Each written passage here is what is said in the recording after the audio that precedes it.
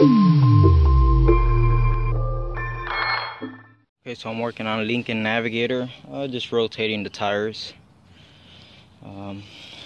It's always nice when you find things like this. I guess someone thought the vehicle did not need this vacuum hose or whatever it is. I'm assuming it has to do with the air suspension, but it's just there with a screw in it.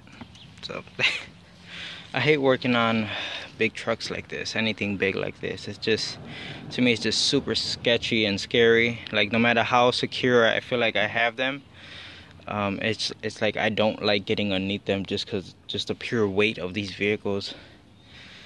So I know, a bunch of complaining today. Negative Nancy, that's what I am. This Navigator belongs to my neighbor, and every time he like pulls up, I could always hear like scraping going on. You know, it sounds like kind of like if your dust shield was rubbing on the back of your rotor as you drive. You know, because it seems to get like a faster paced noise as, you know, the faster you go. And I just realized what the noise is. It's this right here. It's like the chrome plating or the chrome whatever the heck it is on the wheel. Look at that. This thing is super it's super sharp, okay? Crazy. So as this rotates, it comes in contact with the caliper, I'm assuming, and that's what makes all the noise. Garbage. Okay, so here we have a Mazda 2, and you can see everything's taken apart. You would think I'm in here to change all kinds of stuff, right? Nope. I'm just trying to find a noise, a clunking noise. It sounds like what bad stabilizer bar bushings sound like. But I inspected them. They're good. New stabilizer links. I know that because I put them on myself. But the customer is still having this clunking noise. And I told her, you know what? Bring it over. I'm going to take it apart. Take it for a test drive. And it's only on the driver's side front that's making the noise. I told her, bring it over here. I'm going to take everything apart until I find the problem. Because she had already taken it to Pep Boys. And Pep Boys pretty much gave her a bill for over $1,000. And it looked like they just want to replace everything in the suspension. It's like they couldn't find a problem, so they just want to replace everything. So as I took every piece apart, you know, carefully inspecting it, keeping a careful eye on things that would make a clunking noise like that. And I got down to lower control arm. Everything looked fine. The ball joint's nice and tight. The bushings are good. It's driving me crazy. So I finally looked at the strut, and I'm like, you know what? The strut, I'm this far. What's a little bit more? I'm taking the strut apart. So here's where we're at.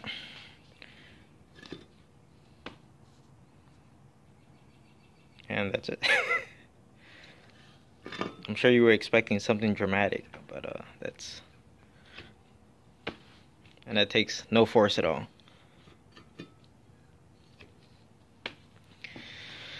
So, this could be noise right here, seeing how dead these things are.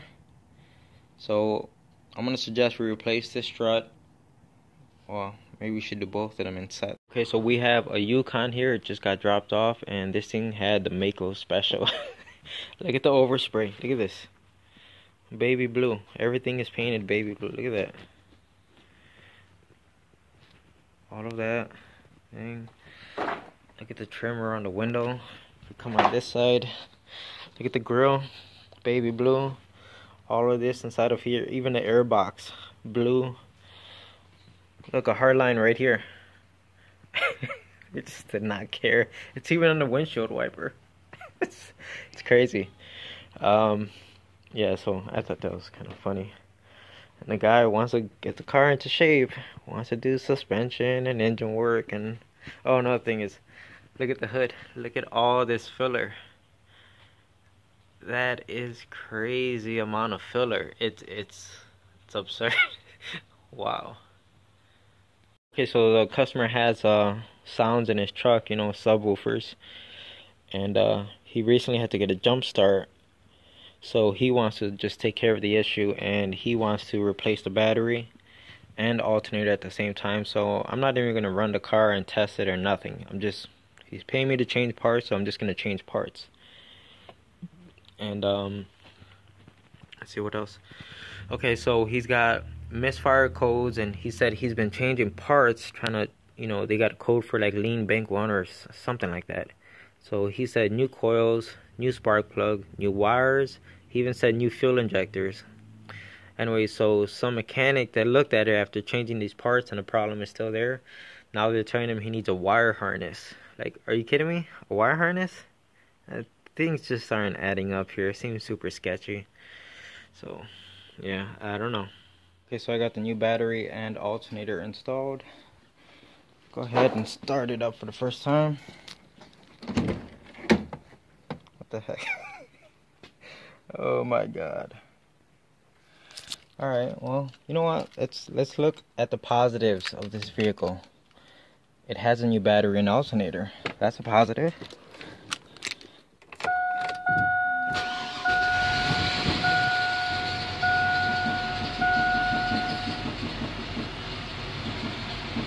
Sounds like something is knocking back there. Oh, it turned on. Oh, check engine lights back on. Let's check it. The exhaust fumes are killing me. I found another loose connector that isn't plugged into anything. But when I first turned it on, there was a lot of popping. I think we got it in the last video. And I think I was hearing that popping coming right out the exhaust. So is it possible that the misfires are coming from maybe like one of the exhaust valves not closing? I don't know. It definitely sounded like it was popping right out of here. Okay, so here's the codes we have. See if I can get this to focus. Heater circuit. Injector circuit. Misfires. Misfire. Oxygen sensor. Injector. Same crap over and over. Okay. Alright, is injector circuit, is maybe that the reason why whoever looked at this car last told him he needs a harness? Because of an injector circuit code? It's so stupid. And it's never a good sign when you take a fuse panel cover off and you find a random fuse just laying around. Alright, so I'm tied into this right here, and I know that should be fused. I'm just doing this real quick. I just actually made this right here, so that's why I don't have a fuse on it right now, but I have to implement a fuse there. But basically, looking at this diagram, there's two fuses for fuel injectors. So I tried both of them, and we get the same exact reading here. Look at that. So obviously, he has a problem with his fuel injectors. I'm not going to look at this any further. I'm just doing this for fun. But yeah, that does not look good, and most likely it's the reason why the truck runs like crap, and he's getting those injector circuit codes, which whoever looked at it last is telling him he needs to replace the injector harness. So we'll see. Now let me take this off so we put the fuse back in it. Back again with this Chevy Cobalt. It belongs to my neighbor.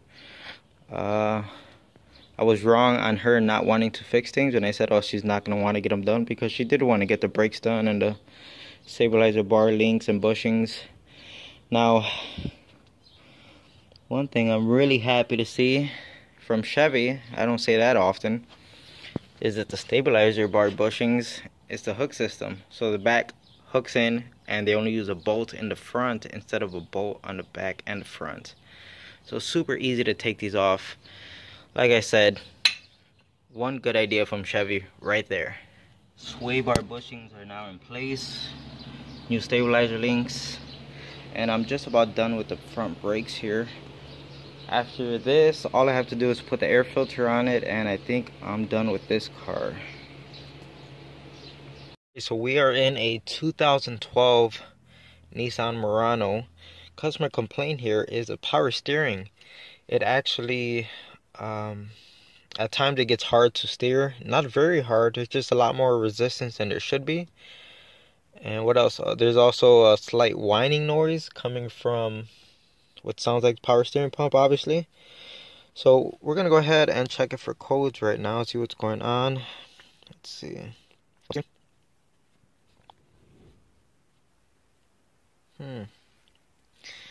I was curious what's going on here because this car actually has a power steering pump on it and uses regular power steering fluid. So that's why we're not getting anything here. I thought it was weird. I wanted to see what would happen if I clicked on it. So that's why we're getting that warning, is because this vehicle does not have electronic power steering. Okay, so I just opened the hood and right away I could smell power steering fluid. I don't know if it's picking up in camera, but there's actually smoke coming out of here. And if you look closely, see that? See like the little mist or droplets? It's hard to see, but there's like little droplets or mist of fluid being thrown up here.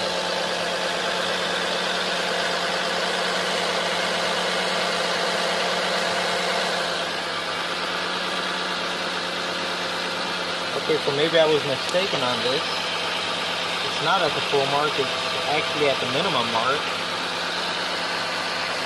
And down there is our power steering pump. And you can see how it looks wet. So I think I'm gonna have to call it. Okay, so right there we could kind of see like little drops being flung around. I got everything taken off, all the plastic shielding and everything. And let's have a look underneath here. Okay, so you can see some power steering fluid dripping from there. You can see that fitting looks wet right there in the center. But if you look up there, the hose also looks wet.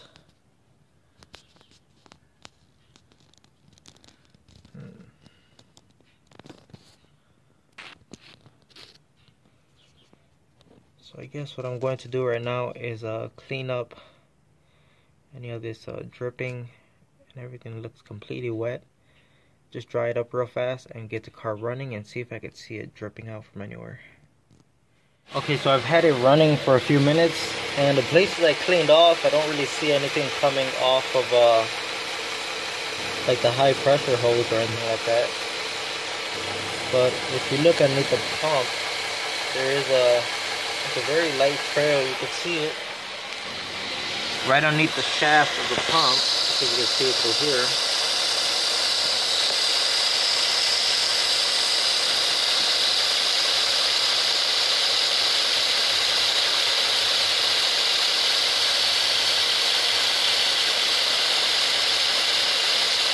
See right there, right in the center, right below the main shaft of the power steering pump, you can see it's wet. So the fact that we have that right underneath that shaft, and you can see everything right underneath the pump is just completely drenched in power steering fluid. I'm gonna have to say it is a old pump out, and to say the least, it was not fun. Real pain in the butt. But time to put the new one in, and usually putting it back together tends to go a little bit faster than taking it apart sometimes. Yeah, so I spoke way too soon. This was a nightmare to put it back together. I'm just glad it's over. But it's running now. I'm in the middle of bleeding the system. Fluids are filled, obviously. No more weird noises. There's no leaks. And as you can see, I'm turning the steering wheel with pretty much just my finger. So. Attempting to connect to your phone. Please wait. Don't connect to my phone. Alright, so power steering works. No more noises. No phone found. I'm just going to keep an eye on the fluids, and this one's all set. Say, add phone, replace phone, select phone. Shut up.